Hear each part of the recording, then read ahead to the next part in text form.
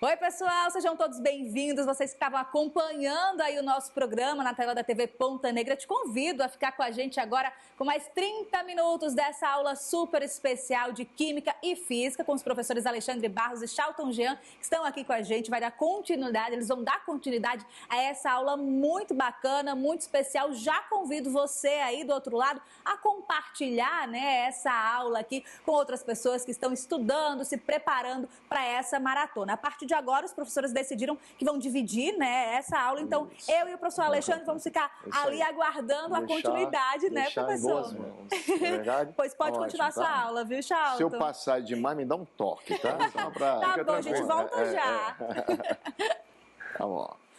Bom, pessoal, vamos lá, vamos continuar falando aqui sobre chuva ácida, né? Um tópico muito importante. Eu falei a vocês que a chuva ácida é provocada por óxidos, principalmente aqui, ó, os óxidos de enxofre e óxidos de nitrogênio, tá certo? São os principais óxidos. Mas, passa um pouquinho, por favor. É bom nós percebermos que a chuva, por si só, ela já é ácida, graças à presença do CO2, que é um óxido de caráter ácido, né?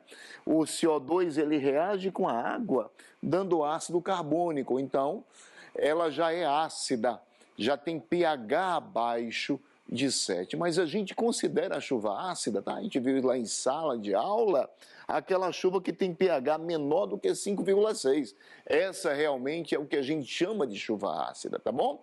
E ela é provocada, sim, por esses óxidos. Agora, onde é que a gente vai encontrar esses óxidos, né? Vamos passar um pouquinho aqui rapidinho, só para... Veja, senhores, os óxidos de enxofre, né? Devido à presença de enxofre lá nos combustíveis fósseis. A gente estudou isso em sala de aula. Os combustíveis fósseis, principalmente o carvão mineral, que tem grande concentração de enxofre, tá bom? Bem como o óleo diesel, né? Nós sabemos que nós temos aí no mercado duas espécies de óleo diesel. O óleo diesel S500 e o S10. Tá? Esse 10 e esse 500 fala da concentração de enxofre. O S10 tem 10 ppm de enxofre, parte por milhão. E o S500 tem 500 ppm de enxofre. Logo, quando esse enxofre, lá na combustão, presente no combustível fóssil, ele sofre combustão, ele transforma-se em SO2. Esse O2 reage com oxigênio atmosférico, formando o óxido sulfúrico, ou trióxido de enxofre, e esse trióxido de enxofre que alcança as nuvens, reage com água, dando ácido sulfúrico, tá? É a primeira, gente, essa reação é muito importante a gente lembrar, tá? Que provoca a chuva ácida, tá? O enxofre presente nos combustíveis fósseis. Agora, e os óxidos de nitrogênio? Onde nós vamos formar esses óxidos de nitrogênio? Galera, entenda que os óxidos de nitrogênio, eles estão presentes lá na combustão nos motores, lá nas caldeiras, tá certo? Como assim? Processo de combustão é na presença do ar. E quais são os principais componentes do ar? Você tem nitrogênio e oxigênio. Então lá, devido a altas temperaturas de um motor de um carro, esse nitrogênio reage com oxigênio, tá? Dando óxido aqui, ó, o monóxido de nitrogênio, que vai fazer reação com oxigênio, dando dióxido de nitrogênio, que alcança lá as nuvens, água, dando ácido nitroso e ácido nítrico. Então essas duas reações são de suma importância para o Enem, tá certo? Beleza? Pode passar.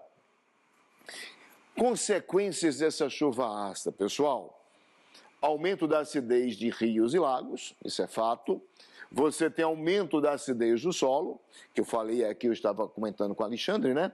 Que essa remediação cai muito no Enem, utilizando o carbonato de cálcio ou cal, tá bom? Morte de peixes e plantas. Eu poderia também falar aqui da destruição dos corais, da morte dos corais, não é isso? corrosão de estruturas metálicas e concreto e corrosão de monumentos de mármore. Essas são as consequências principais da chuva ácida. Perfeito? Beleza. Vamos para o próximo tópico? Galera, a gente vai falar um pouquinho de um tópico também muito importante em termoquímica. Muito importante, tá certo? Que seria a eficiência energética dos combustíveis. Quando você fala de eficiência energética de um combustível, o que é eficiência energética de um combustível? Sinônimo de eficiência energética de um combustível, também chamado de densidade energética ou poder calorífico de um combustível, que é a quantidade de calor liberado por grama do combustível, tá certo? Então, eu coloquei aqui alguns combustíveis muito presentes no Enem: gasolina, etanol, gás natural e hidrogênio. Bom, tem a massa molar dos combustíveis, bem como nós temos aí o calor de combustão de cada combustível, tá certo? E o poder calorífico, como é que eu acho esse poder calorífico? É o calor liberado por grama queimada de combustível. Então, você pode calcular isso de forma bem simples lá no Enem, já caiu isso aqui diversas vezes no Enem.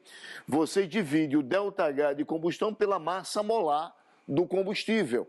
Veja que gasolina tem poder calorífico, ou densidade energética, ou eficiência energética, de 48 kJ por grama. O etanol, dividindo 1.360,2 por 46, você tem 29,6. Você dividindo o ΔH de combustão do gás natural, 890 por 16, você tem um poder calorífico, 55,6. E você tem o hidrogênio, que eu divido o ΔH de combustão pela massa molar, que dá 142. Galerinha, quando você fala de eficiência energética, não esqueça isso. Apareceu hidrogênio nem vai fazer cálculo. Não existe um combustível mais eficiente do que o hidrogênio, tá certo? Ele é o combustível que libera mais calor por grama. Caiu o hidrogênio, não perca tempo de fazer esse cálculo, tá certo? Da eficiência energética, marca hidrogênio, tá bom? Aí algum aluno me pergunta, mas professor, combustível mais eficiente é aqueles combustíveis, o urânio, por exemplo. Cuidado, quando a gente está falando de combustível, aquele combustível que vai reagir em uma combustão, reação com oxigênio. Nós não estamos falando da energia radioativa produzida pela radioatividade. Tranquilo? Então aqui, ó, veja que o hidrogênio, ele é o combustível mais eficiente. Não esqueça disso, tá bom? Ele tem maior poder calorífico. Agora, uma coisa interessante é nós percebemos que quando você compara a gasolina com etanol, veja que o etanol tem uma eficiência energética menor do que a gasolina. Eis a razão que o etanol, tá certo? Ele consome mais. Quando você coloca o etanol num automóvel, um carro flex, a gente sabe que ele vai consumir muito mais. Por que ele consome mais? Porque ele gera menos calor por grama queimado. Tá certo? Então, ele vai consumir mais. Mas, em compensação, quando você pensa em rendimento do motor, a gente diz que o etanol tem maior octanagem. Ele suporta mais a compressão lá no pistão de um automóvel, tá certo? Então, isso é um tópico muito importante para o Enem. Cuidado também. Eu falei de eficiência energética, é bom o aluno perceber também de poder de poluição de um combustível, tá certo? Quando a gente fala de poder de poluição de um combustível, é aquele combustível que libera maior quantidade de CO2 por quantidade de energia gerada. É aquele combustível que joga mais gás carbônico por quilojoule ou quilocal de energia gerada. Perfeito? Ok? Alexandre? Passa aí pra gente. Galera, a gente vai aproveitar para fazer algumas colocações importantes, já que no nosso primeiro bloco a gente falou bastante sobre a radiação solar, sobre os impactos ambientais, não é verdade? A gente também vai aproveitar agora para discutir algumas alternativas energéticas que são o aproveitamento, né? Fazer o aproveitamento da energia da melhor forma possível, como são as fontes de energias renováveis que a gente tem. Então eu vou falar de dois temas que eu acho, né, a minha visão, Charlton, eles vão estar presentes, inclusive eles vão abordar conteúdos que têm altíssima recorrência, e a gente vai falar um pouco sobre os coletores solares e sobre os painéis solares. Vai mostrar como funciona, explicar os detalhes, a física da coisa e os pontos em que o Enem pode estar trazendo para a gente. Então, primeiro, galera, o coletor solar, quando a gente está falando coletor solar de aquecimento, é aquele coletor que tem a função de melhorar a eficiência na absorção de energia térmica, certo? E trazer o aquecimento para a água. E tem um reservatório de água. Então, isso tem na rede horteleira, isso é de vasta aplicação, e residências também. Você substitui a utilização da energia elétrica através da resistência dos chuveiros, né? Através do efeito Joule, do aquecimento, via energia elétrica, e você aquece via o nosso sol. Então, olha só, passa aí para a gente mostrar mais ou menos como funciona. O que merece destaque quando a gente está falando disso? Primeiro, a gente precisa de um dispositivo que tenha o melhor aproveitamento dessa radiação que está aí em grande abundância e todo momento do dia. Então, quais são os fatores que eu quero que vocês lembrem, pessoal? Esses painéis solares, no formato de aquecimento, eles vão ter algumas características importantes. Uma delas, vidro na sua superfície. Isso é um ponto importantíssimo para a gente falar características dele.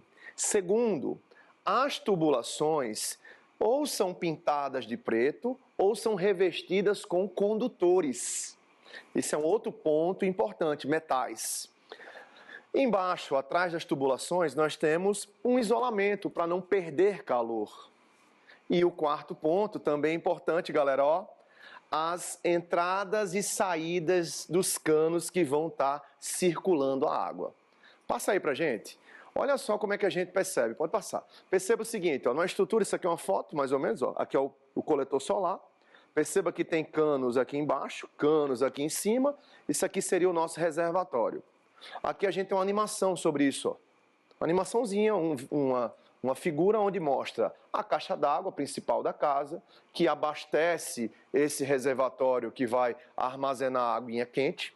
E a gente tem as tubulações, especificamente em alguns locais. Então, o que o aluno tem que estar ligado? Nós temos um sistema que quer aproveitar bem a radiação. E para isso, ele precisa o quê, pessoal? Otimizar as 3 características de propagação de calor. Absorver bem a radiação, conduzir bem e produzir bem o fluxo de água nesse reservatório. Então, passa aí para a gente, ó. Observe que a gente vai ter isso aqui, ó. Então, ó. Primeiro ponto, por que do vidro na superfície, galera? O vidro otimiza e facilita a passagem da radiação, Charlton. Depois que a radiação passa, ela também reflete, ela quer voltar, ela quer ser reemitida. Então, quando a gente tem o vidro, a gente faz aquela estufa. O infravermelho fica com dificuldade de escapar, de passar de volta para a atmosfera. O que é que vai acontecer? Você vai aumentar a temperatura interna através de manter essa radiação dentro dessa caixa, desse coletor. Então, vidro, galera, otimiza a absorção do infravermelho, manter o infravermelho ali para aquecer bem.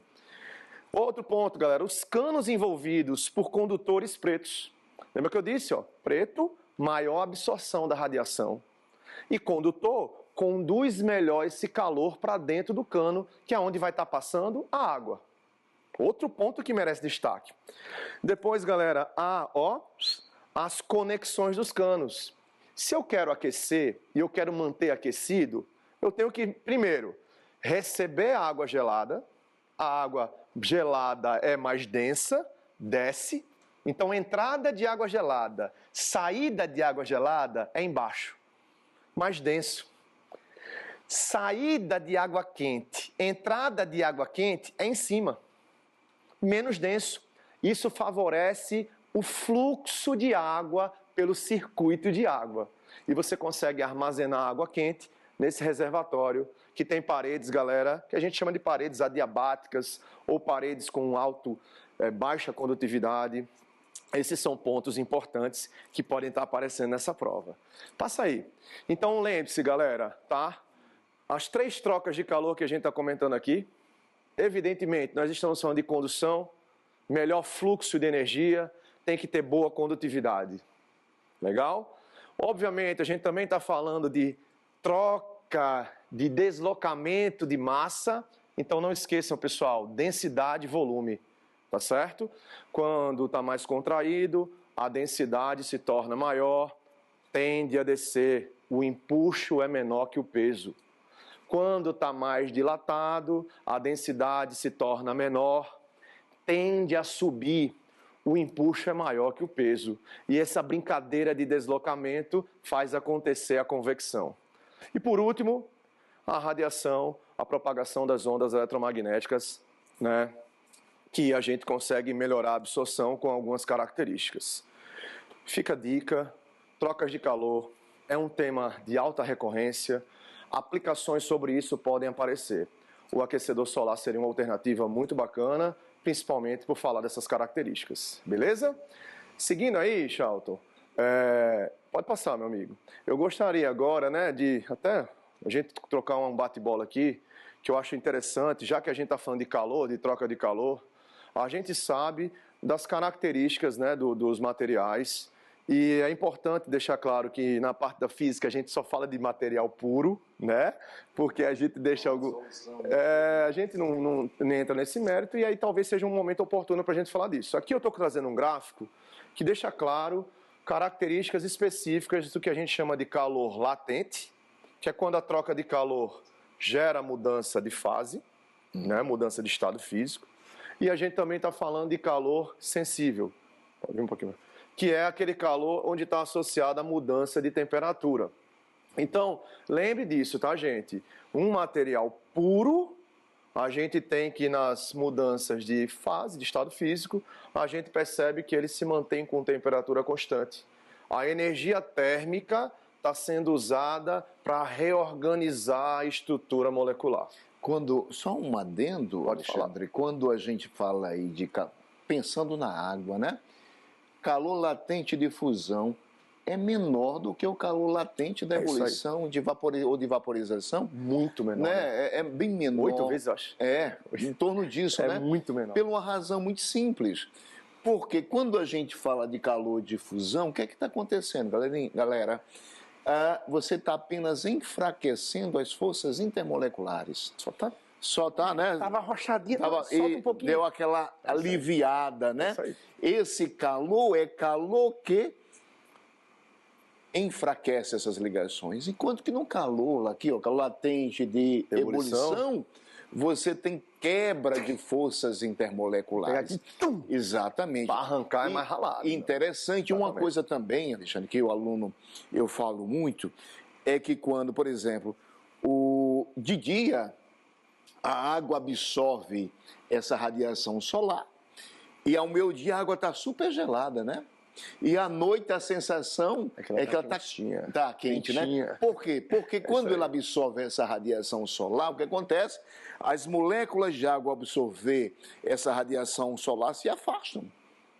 Ao se afastarem, né, ela absorve esse calor, se afastam. De noite, não tendo radiação, elas se aproximam. E entenda que formação de ligação libera energia. Por isso que a gente tem aquela sensação de que a água está quente, né? Porque está intensificando as forças intermoleculares. E o fator importante é que o calor específico, né, gente? Quando a gente está falando de um estado físico, a água, gente, a gente tem um altíssimo, um maior calor específico. Isso dá a regulação da nossa temperatura terrestre também. É muito difícil de esquentar, é muito difícil de esfriar, libera muita energia. Com certeza. Então, veja, nesse ponto, né, de calor, a gente tem muitas possibilidades. Calorimetria, gente, entre os grandes temas da física, calorimetria está entre o terceiro tema mais cobrado. Cinemática, com lei de Newton, é mecânica ali, o primeiro tema, energia um pouco. Aí vem circuitos elétricos e lei de Ohm, que é também outro grande tema. Aí calorimetria, cara. Aí na parte de calorimetria pode cair mudança de estado físico, trocas de calor, né? Exatamente. Eficiência do transporte de calor, que é o que a gente falou na placa solar. Isso é um tema muito recorrente. Muito recorrente. Né? Ano passado foram 3. 3 questões. Em química já caiu, sabe o que, Alexandre? Aquela questão de você estar com febre e você tomar banho, né? Eu lembro muito que lá no interior, que eu sou do interior, dizia uma história assim, tomar banho com febre ofende. Não, acho que a galera sabe nem o que é isso, né? Ofende, faz mal. Minha mãe dizia, vai fazer mal tomar, mas que era o correto. A gente tomava banho com água gelada, por quê? Porque a água tem esse poder muito grande de... Tira muito calor do corpo, né? E resfria o corpo. É isso aí. Né? Funciona aí. como um termorregulador. Termorregulador. Termorregulador. Perfeito, meu amigo. Pode passar aí, cara. Olha só, outro ponto que merece destaque, né, gente? Merece destaque, Chalto. É o ponto dos painéis solar fotovoltaico, tá, gente? E aí a gente vai entrar em outro tipo de transformação energética. Outro tipo de transformação energética, que é utilizar a energia vinda do Sol, obviamente, solar, para converter em energia elétrica. Isso aí é massa. Extremamente atual, né? certeza. Nós estamos falando de uma fonte de energia inesgotável. A tecnologia hoje está mais acessível. É tanto que a expansão nas residências ela é muito alta. Hoje a gente tem um barateamento desse processo e a tendência natural, e vivemos num local do planeta favorecido. Muito né? favorecido, A incidência solar é muito grande aqui. Então aqui tem um esboço básico para a gente lembrar de algumas coisas importantes, tá? Primeiro, a radiação solar. O painel fotovoltaico vai ser, né, os módulos fotovoltaicos irão converter, isso aqui a gente vai explicar como acontece. Então a gente tem a produção de energia elétrica. O que é interessante, que essa energia elétrica é no modo de corrente contínua. E a gente precisa converter ela para corrente alternada. Então tem um inversor, né? Vai ser convertido energia elétrica alternada, que vai para a residência, que vai também para a rede. Então no nosso infográfico tem todas as informações bem bonitinhas, ó. Energia produzida, a energia produzida em corrente alternada, a energia consumida, né, que é o vermelhinho que vai para a residência, a energia que é injetada na rede, quando você produz mais do que consome, ou a energia que você puxa da rede, quando você produz menos do que consome. Exatamente. Então, um infográfico aqui de balanço energético mesmo, tá legal? Pode passar. Aí, assim, galera, como é que funciona o painel fotovoltaico? O que são aspectos importantes para a gente abordar aqui nesse ponto? A incidência dos fótons, Exato. né? HF de energia. Lembrar que a energia solar, a luz pode ser considerada como partícula, e a energia quantizada, lembrar da equaçãozinha de Planck, HF. A gente tem fótons transmitindo energia. E no painel solar, no fotovoltaico, a gente vai ter os materiais de silício dopado, que vão fazer com que a gente tenha um deslocamento dos elétrons. Exatamente, isso é interessante. O silício, que é um semicondutor, Isso aí. Isso. Essa energia solar excita os elétrons Perfeito. do silício, fazendo com que esses elétrons saiam, né, e possam gerar corrente elétrica. Né? Gerar a famosa DDP. né? Então esse infográfico é bem simples. É para lembrar que a radiação solar vai gerar DDP, galera. DDP, gente. Aí a gente já entra no mundo da eletricidade.